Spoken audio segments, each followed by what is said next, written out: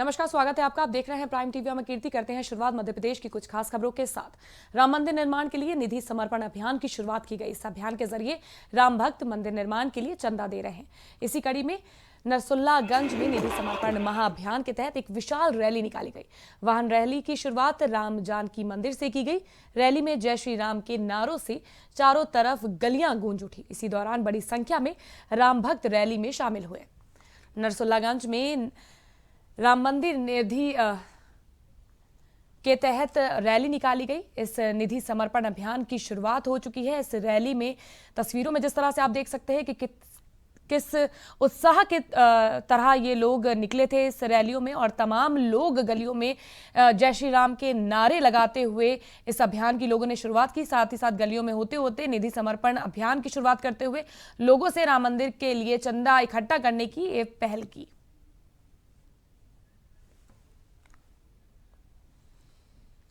भोपाल में विधायक आरिफ मसूद को प्रदर्शन के दौरान पुलिस ने रोक लिया। बताया जा रहा है कि विधायक आरिफ मसूद के साथ सैकड़ों महिलाएं भी प्रदर्शन के दौरान मौजूद थी और यहां विधायक ने प्रदेश सरकार के खिलाफ जमकर नारेबाजी की और कहा कि यह भी जा रहा है कि कई बार की बैरिकेड्स को भी हटाने की कोशिश की गई है, लेकिन कोई फायदा नहीं हुआ। सरकार के खिलाफ जमकर नारेबाजी की। बता दें मामला भोपाल का है, जहां विधायक आरिफ मसूद प्रदर्शन के दौरान उन्हें पुलिस ने रोक लिया। इस दौरान आरिफ मसूद के साथ सैकड़ों महिलाओं ने भी प्रदर्शन में भाग लिया और यहां विधायक ने प्रदेश सरकार के खिलाफ जमकर नारेबाजी भी की। साथ ही साथ कहा यह भी जा रहा है कि कई बार बैरिकेड्स को हटाने की भी कोशिश की गई, लेकिन कोई फायदा नहीं हुआ। विधायक आरिफ मसूद की तरफ से ये प्रदर्शन किया गया है। इस प्रदर्शन में तमाम महिलाओं ने भी बढ़ चढ़कर हिस्सा लिया। जिस तरह से आप देख सकते हैं कि तमाम कोशिशों के दौरान, प्रदर्शन के दौरान जिस तरह से बैरिकेड्स लगाई गई थी उसको हटाने की कोशिश की गई। वहीं इस समय हमारे साथ फोन लाइन पर हमारे एमपी हेड जुड़ चुके हैं, धर्मेंद्र जी। मैं आपको जानना चाहूंगी क्या कुछ मामला था, किस तरह का ये अभियान चलाया गया, क्या कुछ वजह रही? देखिए, भोपाल का जो पुराना कबाड़ खाना क्षेत्र है, वहाँ पर एक करीब 3000 स्क्वायर फीट की जमीन जो है उस पर अतिक्रमण लोगों ने कर रखा था। अल्पसंख्यक वर्ग जो कहलाता है उनका कब्जा था उसके ऊपर। जो ये जमीन थी, केशव नीडम नाम की सोसाइटी की एक सोसाइटी है, उसकी ये जमीन थी जिस पर इन्होंने मुकदमा दर्ज किया था। आरएसएस सपोर्ट किया और मुकदमा दर्ज किया। जो मुस्लिम समुदाय था उनका ये कहना था कि जमीन जो है वक्फ बोर्ड की है, लेकिन जब अदालत में मुकदमा दर्ज किया गया, दोनों के वकीलों ने अपनी दलीलें रखी, तब ये बात निकल कर सामने आई कि दरअसल जो जमीन है वक्फ बोर्ड की नहीं बल्कि केशव नीडम की है। तो इसके बाद अदालत का ये आदेश आया कि ये जमीन जो है केशव नीडम की है और उनको ही दिया जाए। इसके बाद यहाँ खलबली मच गई और जो मुस्लिम समुदाय के कुछ नेता है, बल्कि खुशबैये नेता कहना चाहिए उनको, उन लोगों ने कुछ लोगों को बरगलाने और भड़काने का काम किया, जिसके चलते सुरक्षा के मद्देनजर पुलिस ने 144 धारा लगा दी थी। लेकिन उसके बाद स्थिति कंट्रोल में थी और जो इनके विधायक जो है कांग्रेस के आरिफ मसूद जो कांग्रेस के नेता हैं और मुस्लिम समर्थक नेता के माना जाता है उनको, यहाँ पर उन्होंने कल उनको दिन भर नजरबंद रखा गया, लेकिन आज जैसी नजरबंदी तो बाहर आते ही उन्होंने एक बड़ा प्रदर्शन किया और एक महिलाओं के समूह को लेकर उन्होंने बैरिकेड को तोड़ने का प्रयास किया। जी, अभी क्या कुछ स्थिति है प्रदर्शन को लेकर, क्या कुछ कार्रवाई की गई है प्रशासन की तरफ से? देखिए, फिलहाल पुलिस पूरी तरह से मुस्तैद थी और नीलम पार्क के बाहर पुलिस ने इन्हें पहले ही रोक लिया। हालांकि आरिफ मसूद सैकड़ों महिलाओं के साथ लेकर आए थे केशव नीडम की जमीन के खिलाफ। उनका ये मानना था कि जो फैसला हुआ है आरएसएस के या बीजेपी के दबाव में हुआ है, लेकिन ऐसा नहीं है। सर्वोच्च न्यायालय जो है, कोर्ट जो भी सबके लिए सम्माननीय समान है, सबका सभी कोर्ट का आदर करते हैं, लेकिन आरिफ मसूद और उनके कई जो सहयोगी हैं उन्होंने कहीं ना कहीं इस बात की अवहेलना की और फैसले से नाराज नजर आए। यही बड़ी वजह थी। तो महिलाओं को लेकर इन्होंने बैरिकेड को तोड़ने का प्रयास किया, जिससे नाकाम गए और पुलिस ने आरिफ मसूद समेत कुछ नेताओं को गिरफ्तार भी किया है। जी, सरकार का क्या कुछ रुख है? क्या इस प्रदर्शन के बाद जिस तरह से अतिक्रमण की जो जमीन पर अतिक्रमण हटाओ अभियान लगातार पुलिस द्वारा चलाया जा रहा है, क्या उस पर अब कार्रवाई रोक दी जाएगी? क्या कुछ उनका रुख है? नहीं, देखिए गौरतलब है कि जब न्यायालय ने आदेश दे दिया है तो न्यायालय का आदेश सर्वोपरि है और उसका सभी सम्मान करते हैं, पूरा देश सम्मान करता है। तो ऐसी बिल्कुल। स्थिति में इस कार्रवाई को रोका नहीं जाएगा, बल्कि जो अतिक्रमण उस जमीन पर है वो हटाकर जमीन जो है अतिक्रमण मुक्त की जाएगी और केशव निगम के सुपुर्द की जाएगी। फिलहाल भारतीय जनता पार्टी की तरफ से कोई अभी ऐसा बयान नहीं आया है, क्योंकि कोर्ट का मामला है और सभी कोर्ट का सम्मान करते हैं, तो उनके आदेश का पालन सभी करना चाहिए। इसलिए भाजपा ने कोई बयान नहीं दिया है और पुलिस अपनी कार्रवाई कर रही है। जी, बहुत बहुत शुक्रिया धर्मेंद्र जी हमारे साथ जुड़ने के लिए। तो ये थे हमारे साथ हमारे एमपी हेड धर्मेंद्र जी ने बताया कि किस तरह से अतिक्रमण को लेकर 3000 एकड़ जमीन पर अतिक्रमण जिन लोगों ने किया था उनकी जमीन पर लगातार मध्य प्रदेश की जो सरकार है वो अतिक्रमण हटाओ अभियान चला रही है, जिसके तहत ही ये प्रदर्शन किया गया। विधायक आरिफ मसूद की मौजूदगी में ये प्रदर्शन किया। हालांकि कोर्ट की जो भी तरफ से जो भी निर्देश पारित किया गया है उसी के तर्ज पर सरकार आगे भी काम करती रहेगी और तमाम जो अधिकारी हैं वो भी करते रहेंगे।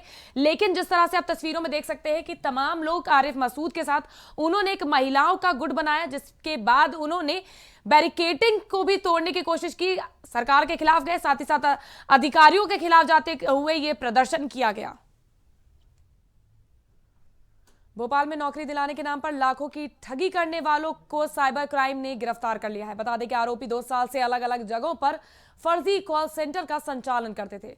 फेक वेबसाइट बनाकर गूगल ऐड के माध्यम से विज्ञापन देते थे और व्यक्ति जब वेबसाइट पर जाकर फॉर्म सबमिट करते थे तब कॉल सेंटर से फोन कर आरोपी ऑनलाइन इंटरव्यू लेते थे। इस मामले में पुलिस ने 5 लोगों को गिरफ्तार कर लिया और आरोपियों के पास से एक लैपटॉप, 8 मोबाइल फोन और 5 एटीएम कार्ड और कई चीजें बरामद की हैं।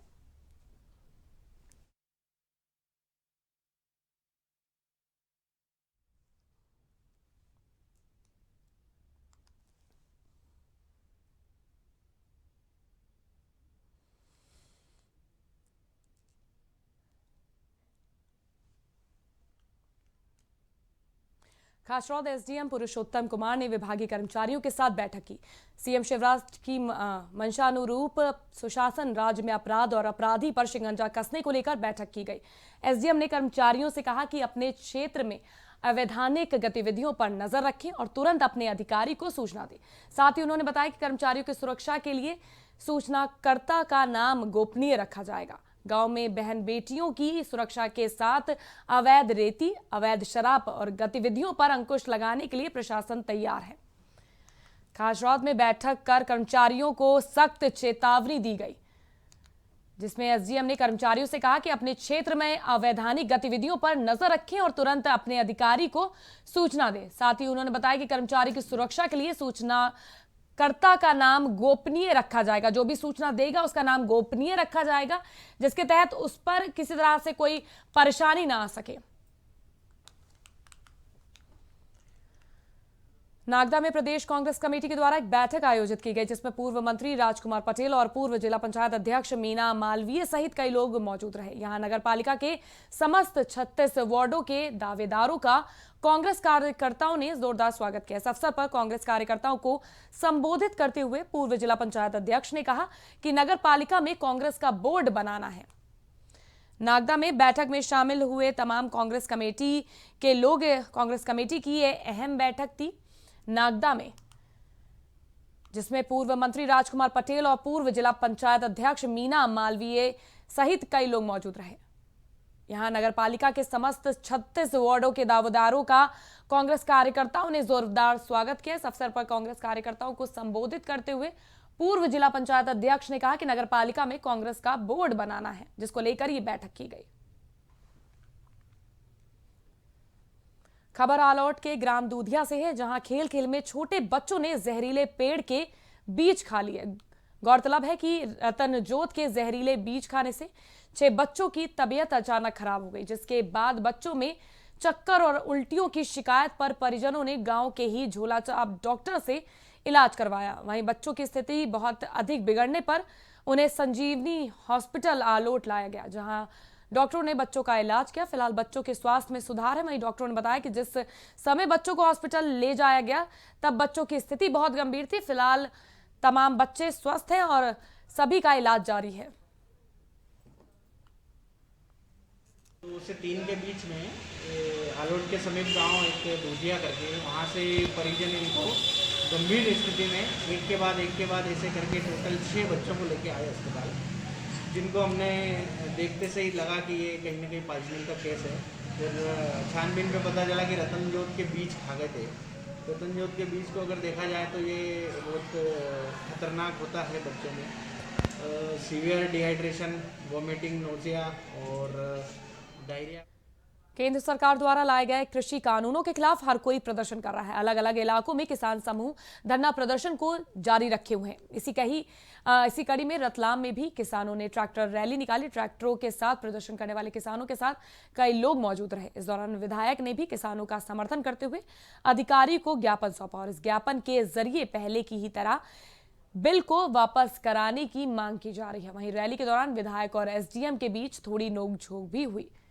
कृषि कानूनों के खिलाफ लगातार लोग प्रदर्शन कर रहे हैं। रतलाम में भी किसानों के समर्थन में लोगों ने ट्रैक्टर ट्रॉली निकाली। वहीं इस रैली के दौरान विधायक और एसडीएम के बीच थोड़ी नोकझोंक भी सामने आई है।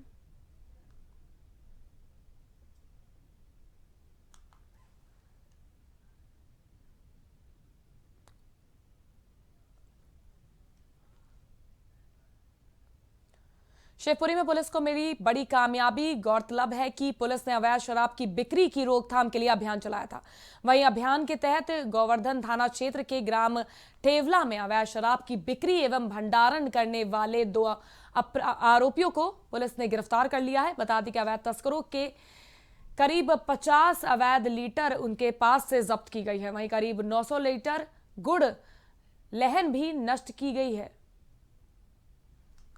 शिवपुरी पुलिस को बड़ी कामयाबी मिली है, जहां पुलिस ने अवैध शराब बनाने वाले उपकरणों के साथ तस्कर को गिरफ्तार किया है। बता दें कि अवैध शराब की बिक्री की रोकथाम के लिए लगातार पुलिस अभियान चला रही है, जिसके चलते ही गोवर्धन थाना क्षेत्र के ग्राम ठेवला ने भी अवैध शराब की बिक्री एवं भंडारण करने वाले 2 आरोपियों को पुलिस ने गिरफ्तार किया। साथ ही साथ 50 लीटर अवैध कच्ची शराब को भी जब्त किया है।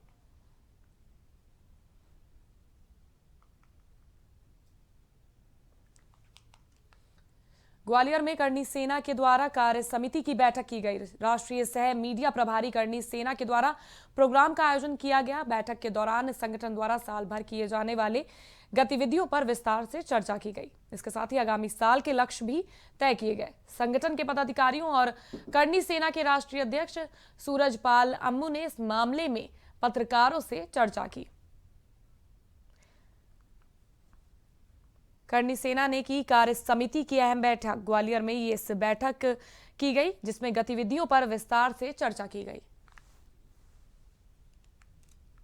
और मेरी रिश्तेदारियाँ बहुत सारी, परंतु संगठन के नाते मैं यहाँ पर रवि पवैया, योगेंद्र सिंह जोगिया, रमेश अम्बेडकर, करनी सेना के पदाधिकारी के साथ प्रदेश का बैठक करने के लिए यहाँ पर आए।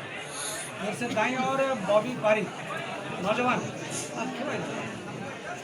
बॉबी पारिक साहब है, आपने माने वाजपेयी जी के साथ एक माने शिव कुमार जी रहा करते थे, मोटी मोटी म्यूचुअल अक्सर देखा होगा, वर्षों रहे। शिव कुमार जी के पुत्र हैं दिनेश पारिक जी, उनको बॉबी पारिक कहते हैं। कमी का युवा शक्ति के राष्ट्रीय हमारे यहाँ मोर्चा।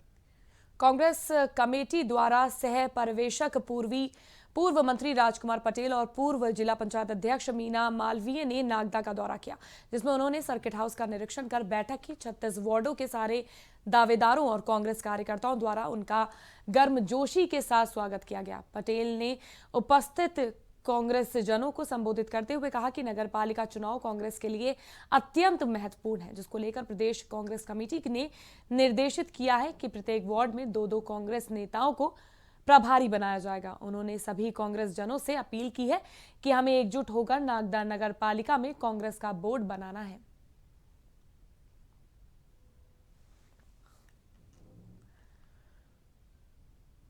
शिवपुरी के मुहारी खुर्द में 2 उल्लुओं की मौत हो गई। उल्लुओं की मौत के बाद गांव में हड़कंप मच गया। वहीं मामले की ग्रामीणों ने जानकारी मीडिया कर्मियों को दी, जिसके बाद मीडिया द्वारा वरिष्ठ चिकित्सक को मामले से अवगत कराया गया। वहीं ग्रामीणों ने बताया कि डॉक्टर बाबूलाल के पास ना तो पीपीई किट थी और ना ही डॉक्टर मास्क पहने थे। अब देखना यह है कि ऐसे लापरवाह डॉक्टर क्या इन उल्लुओं को फॉरेंसिक जांच के लिए भेजते हैं भी या नहीं। जब इस मामले को लेकर वरिष्ठ डॉक्टर से बात की गई तो उन्होंने बताया कि मेरी ड्यूटी फील्ड में होने की वजह से मौके पर नहीं पहुंच पाया, लेकिन मैंने अपने साथी चिकित्सक बाबूलाल अहिरवार को मौके पर भेज दिया था। शिवपुरी में डॉक्टर की बड़ी लापरवाही देखने मिली, जहां एक तरफ बर्ड फ्लू का कहर तमाम जगहों पर देखने को मिल रहा है, वहीं उल्लुओं की मौत से वहां पर भी हड़कंप मचा हुआ दिखा। लेकिन पशु चिकित्सक की लापरवाही ये सामने आई कि उन्होंने ना तो पीपीई किट पहनी हुई थी और ना ही मास्क, और बिना मास्क और पीपीई किट पहने वो उल्लुओं को सैंपल के लिए इकट्ठा करते नजर आए। लेकिन उसके बावजूद देखना यह होगा कि क्या इन उल्लुओं को सैंपल के लिए भेजा गया भी कि नहीं। देखा तो 2 पक्षी मृत अवस्था में नहीं थे, क्या है तड़प रहे थे। तो फिर सुबह उठ के देखा दोनों पक्षी मरे हुए नज़र आए। तो फिर क्या है, यहाँ के जो डॉक्टर हैं पशु अस्पताल में, तो उसको सूचना दी गई। तो उनको सूचना देने के बाद हम लोग और ग्राम के और भी लोग यहाँ लगभग 1-1.5 घंटे उनका इंतज़ार करते रहे। वे तब भी नहीं आए। तो लगभग 15-20 मिनट बाद जब मीडिया के लोग आए, जब उन्हें बुलाया गया, तब वो आए और उनको एक बोरी में भर के ले गए। ना कि उनके पास कोई पीपीटी किट थी और ना मास्क था, किसी प्रकार की। मध्य प्रदेश की खास खबरों में फिलहाल के लिए बस इतना ही। फिर हाजिर होंगे देश और दुनिया की तमाम खास खबरों के साथ। आप कहीं मत जाइएगा, देखते रहिए सिर्फ और सिर्फ प्राइम टीवी।